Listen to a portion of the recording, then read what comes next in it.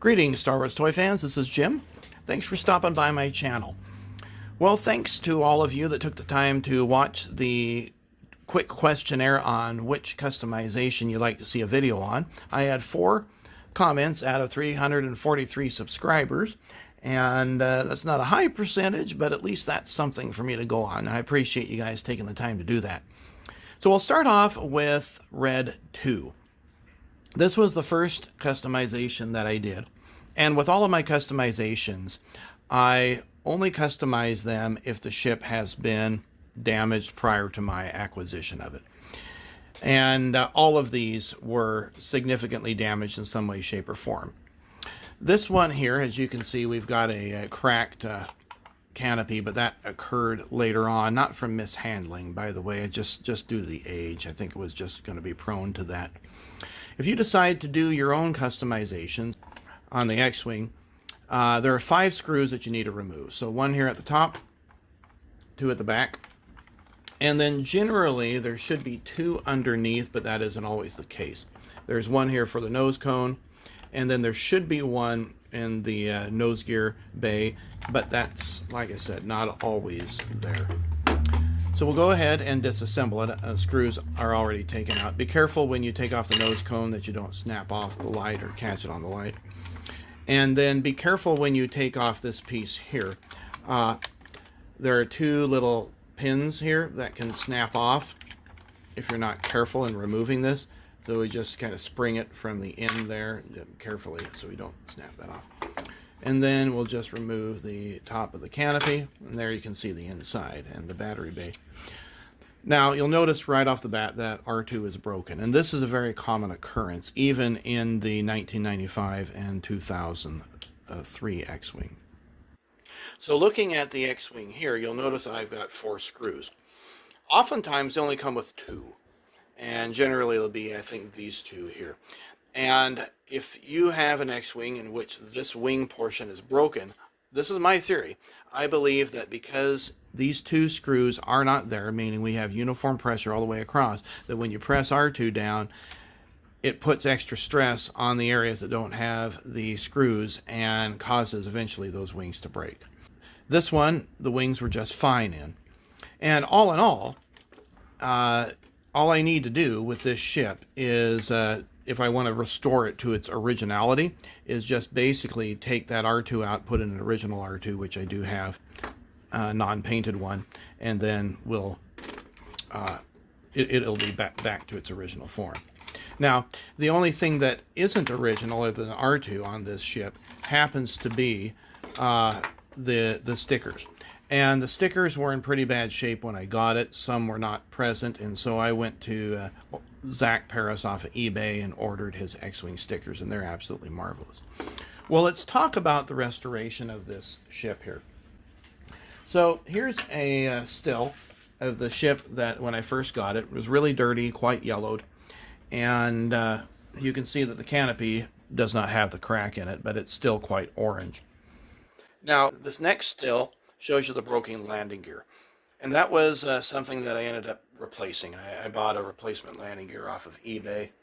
Or, no, actually, I think I ended up spending $50 on a package of 5 junker ships, and was able to make 3 complete ships out of those. 2 of which I sold, and then 1 that I kept and created Red 4 out of. Now, on the underside of this, when you look at the 3rd still, you're going to notice this melting spot on the bottom of the fuselage. And that's what's known as mega melt. Now, mega melt happens when 2 dissimilar plastics come in contact with each other and stay that way for a long time.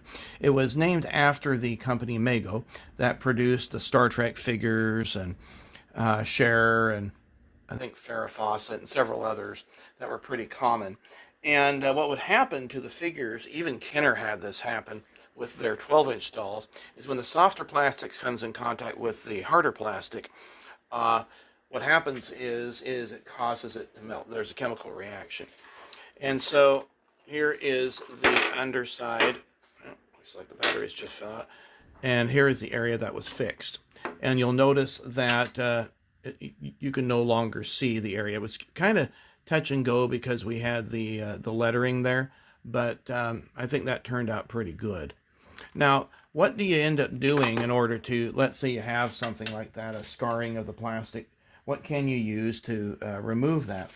Well, there are various different types of sandpaper that you can use. You can even use a sanding block. This is just wet dry sandpaper. You want to use wet dry when you're sanding plastic.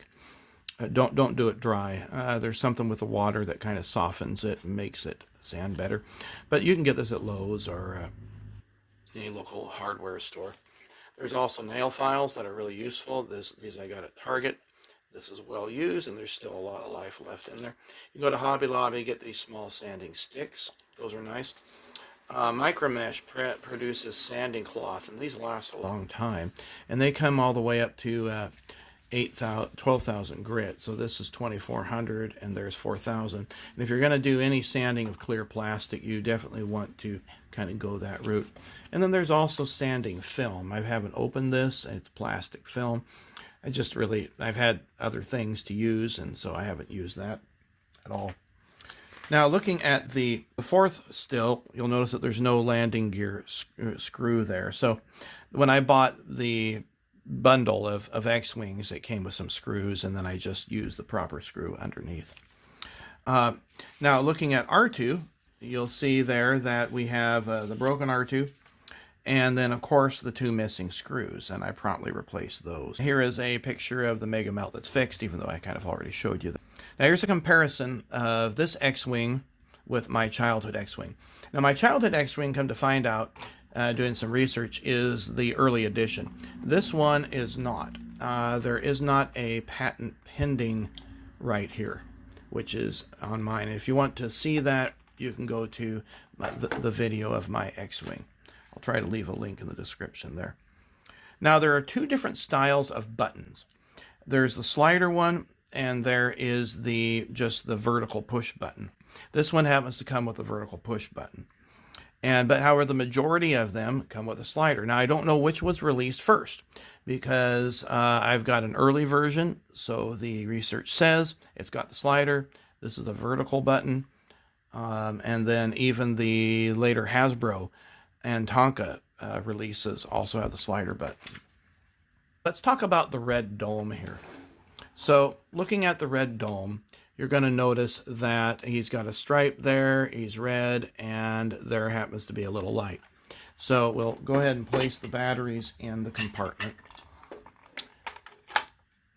And then we'll put the back cap on there. And when I press the button, you'll notice that R2, it's got a flashing LED. Now, I get those through Evans Designs, and I'll leave a link in the description if you want to go that route. But I airbrush this, and so let me show you my hobby bench where I do some airbrushing. So this is the bench in my garage. There's the air compressor that I use, and over here is the Pache airbrush. So I'll first talk about the air compressor. This is just a little hobby air compressor made by Spray It. I think this is new old stock from the 1970s, I believe, 1980s, but they go clear back to the 1960s. This is my second one. The first one lasted about 20 years, and then it died.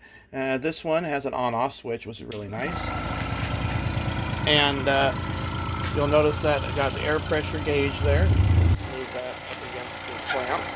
That's what the clamp's there, because it keeps it kind of in place. Air pressure gauge, I can control, lower the air pressure. I'm using a lacquer or enamel. And there's a water trap. In my area of the United States, you really need a water trap. And get rid of the pressure there. Now, this is what's called a dual action airbrush. This is made by Pache. And some guys like just single action, some guys like dual. There's where the paint goes, right in there. Now, dual action means that you'll see I can press that, and it's going to mix the air and the paint together. I can also pull back the amount of air, and that's what I mean for dual. So I get less air and a little less paint. So I kind of control the mixture a little bit better that way. And I like to use I like the dual action, though a friend of mine, he likes the single action better, and he's a much better painter than I am. So how you mix it, and I can do a tutorial on this at your request if you want this. You have to use thinner. I personally like to use enamels. And I usually use testers enamels. Now this is kind of what they're gone to now. The Model Master is now out of production, and I believe Rust-Oleum bought testers, and they may be even doing away with this line, so I don't know what us hobbyists are going to do. But you mix a little bit of the paint along with the thinner there into the pot, stir it around, and then what you want to try to do is try to get a nice misty color. You can see that splatter there. That's not what you want. You want something more like that. And you can also see where it's too watered down in that tone, but around the perimeter we have really a much better fading, and so kind of like that. And so I just use typing paper. You can tell my age here. Typing paper in order to do my test on it. Now this is my workbench. This is my desk I've had since I was in 8th grade. It's got paint and all sorts of stuff on there. I really need to do some organization. And you can see there's one of the X-Wings that I purchased with that lot. That's kind of the last one. But up here is where I have my paints, and it's really just a spice rack that comes down if I need it. I usually just reach up because I've got too much other stuff in the way. Back here are the Alclad paints. And the R2 dome I painted with this polished aluminum made by Alclad, and that's a lacquer. It comes out really shiny, and just take a look at that photo and you can see how it looks. But the problem with Alclad is that if you clear coat it, it automatically goes flat. And you have to clear coat those things because if you're going to press open the wings, it's going to wear the paint off anyway. But Alclad is one that you use just a very low pressure. Now the final still happens to be a custom battery contact that I made for the X-Wing out of copper because the original one had rusted through. One of the tabs was gone.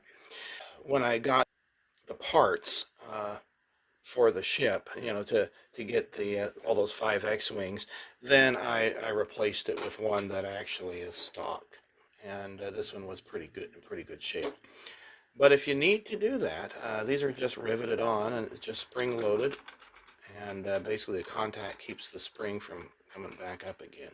So pretty simple type mechanism. Well, there you go. This is the video on Wedge Antilles Red 2. Hope you enjoyed it, and we will see you on a future video for Red 4.